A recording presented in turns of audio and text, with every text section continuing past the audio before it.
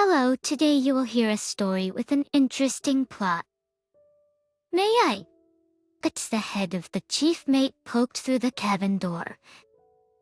Entering the harbor waters. Etty and I was sitting at the table, throwing my tunic over my shoulders and smoking quietly through the half-opened window. All right, go on the bridge. I'll be with you in a minute. I put on my tunic and warm jacket and went up on the upper deck.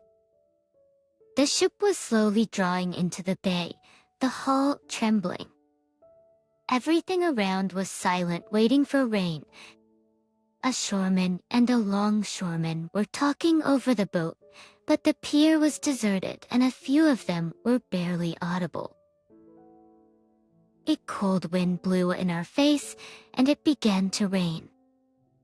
I pulled up my collar and put my cap on my forehead.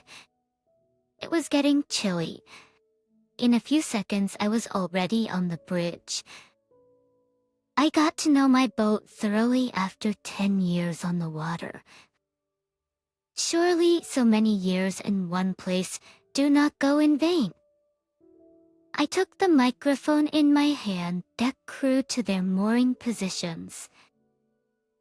From the upper deck of the dry cargo vessel, I could already see the port building, tall cranes and the gray-blue painted wharf itself reflected in the water. The dry cargo ship slowed down. The bosun hurriedly moved along the cranes, and the ship slowly approached the quay, rejoicing at her long-awaited rest. The command was sounded, "Give up the left anchor." That's it, we're home. But the rain did not stop. I returned to my cabin. There was nowhere to hurry and no one to go to. There was a knock at the door. "Yuri, the deputy harbor master to see you." The watchman straightened his jacket. "Ask." I buttoned up my tunic and got ready to meet the guest. "Yuri?" "Well, brother. I didn't expect to see you here."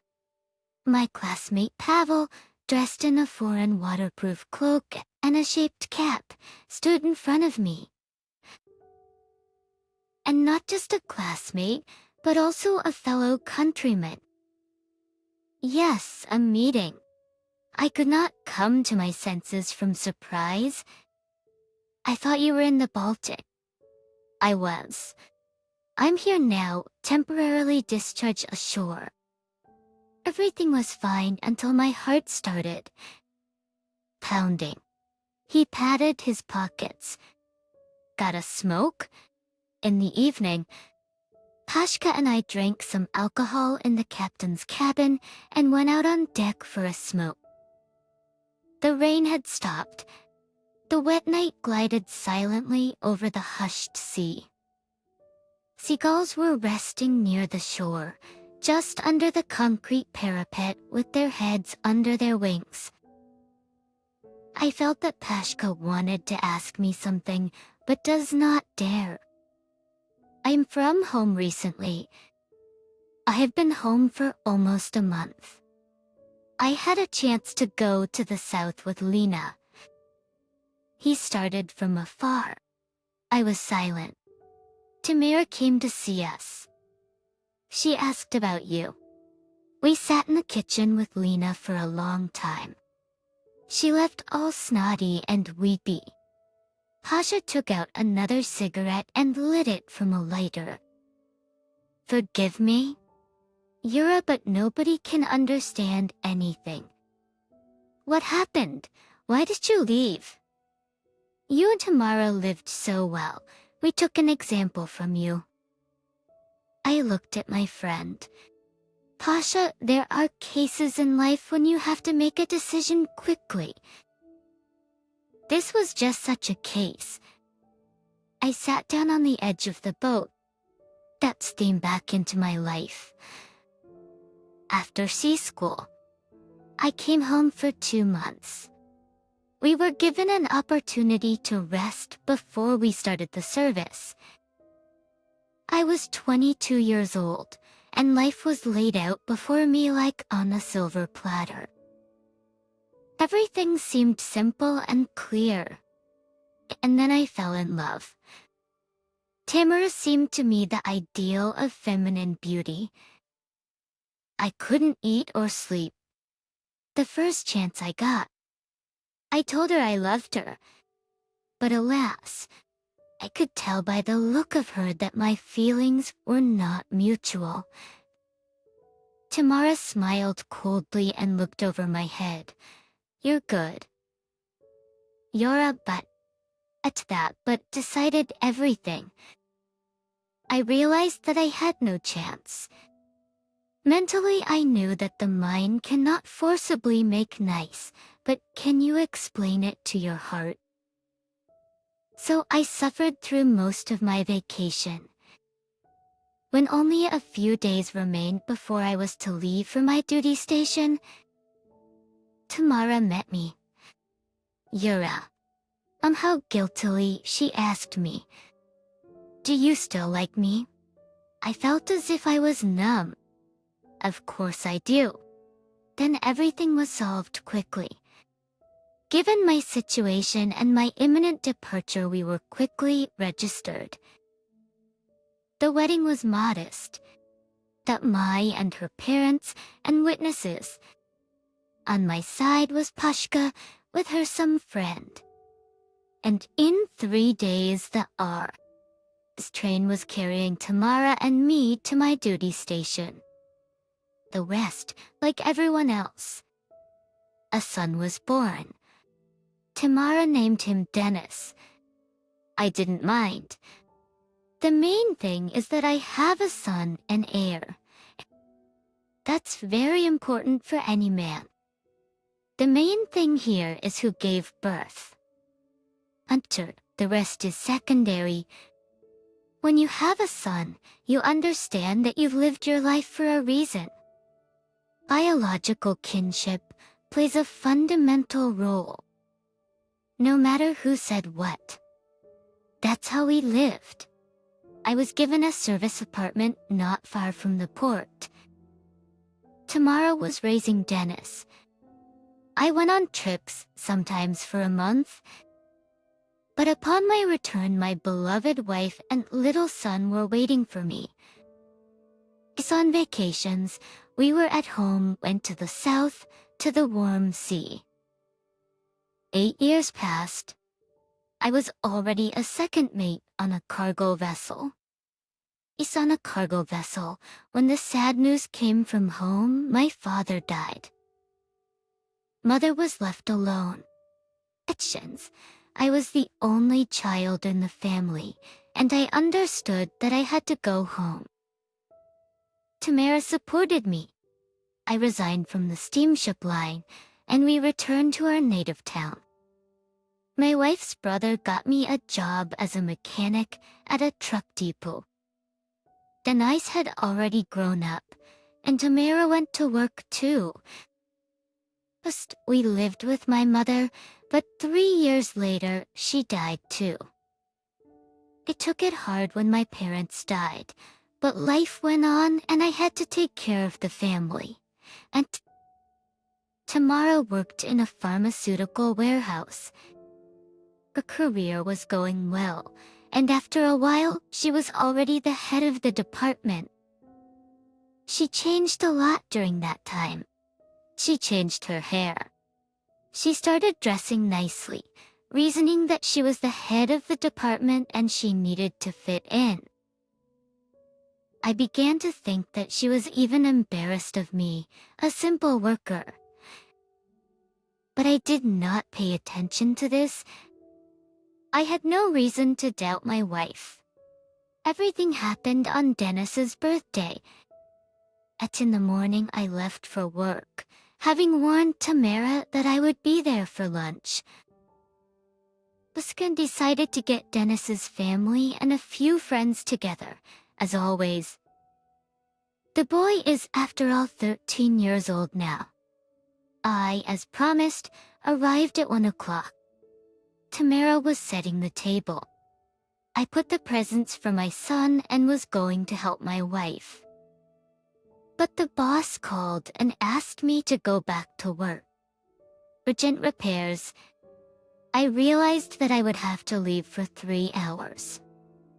My wife took it calmly. The guests will come to 5, so I'm not much late. I quickly got to work and wanted to get involved in the work process. But the foreman said that it was not a complicated repair and that I could go to my son's birthday party. Oh, I didn't have to be coerced for long, and in half an hour I was entering my entryway. When I got to the floor, I was about to put the key into the keyhole when suddenly I saw that the door was unlocked. I entered the apartment and heard voices coming from the kitchen. I thought someone was visiting, but something alerted me. My wife was talking to a man she didn't know. It doesn't matter, he thinks Dennis is his son. Tamara spoke quite loudly. It does not matter what he thinks. What matters is that I know Dennis is my son and sooner or later he will find out. The man was booming. And you know it. You left me when you found out I was pregnant. Tamara's voice was tinged with guilt. I had to find a way out. My baby must not be an orphan. And you got that, sucker. The man laughed. A child should have a father. Tamara dropped something, even if it's someone like that. It took my breath away. That's how. Given someone like that. But in all these years, she just put up with me. The main thing is to raise a child. And this must be the daddy showing up. Get through my head. Toma, do you still love me? The man muttered again. I listened. Yes, it sounded to me like a shot to the heart. Well, now we can go in. I pushed open the kitchen door. Am I interrupting? The man held Tamara's head and kissed her on the lips. As when they saw me, they recoiled from each other. Yura, how long have you been home? Tamara asked me in a husky voice. For a long time. I poured water into a glass and chugged it down. So you say even someone like that? Tamara wanted to say something, but I held up my hand. Do not waste words, everything is clear. I went into the room, took my documents, threw on my raincoat, and left the apartment without going into the kitchen. The last thing I heard was my wife screaming in despair. You're rat. I'm sorry. I cut all the loose ends in one fell swoop. As much as I loved Tamara and Dennis, I could not overpower myself. Everything was clear with Tamara. She had made a fool of me for so many years, deliberately hanging someone else's child around my neck. All this time, she'd been sneakily deceiving me. It was harder with Dennis, after all. For 13 years, I had thought of him as my son. And then it all fell apart. Nothing was left. I was alone, with no family and no children. These women came up with a lame excuse to justify their left-handedness. It's not the kid's fault. It's not the father who gave birth. It's the father who raised them. You'll love them as your own if you have a heart. But the sacred right of any man to raise his child. Tamara deprived me of it. The next day I filed for divorce and had a DNA test done. It was confirmed. Dennis was not my son. Tamara went to a lot of trouble to keep me. She literally lay at my feet begging for forgiveness. She and her son moved to her parents' apartment, but almost every day my wife came to me and knelt in front of the door. During the divorce proceedings, Tamara was as if she were not herself. During the court session, she sobbed, begging the judge to give us time to reconcile. But I was unwavering, and we were separated after all. I wasn't going back to my hometown, so I sold my apartment and went back to the Navy. I was hired as chief mate on a dry cargo vessel. In 2 years, I became captain. Pashka was silent with his overseas cap turned to the back.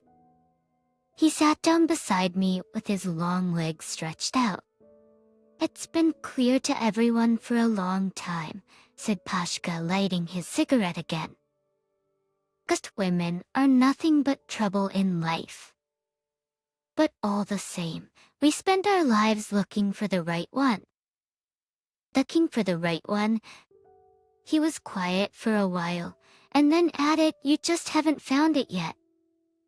Dear listeners, please like and subscribe to our channel. It stimulates me to release new videos for you,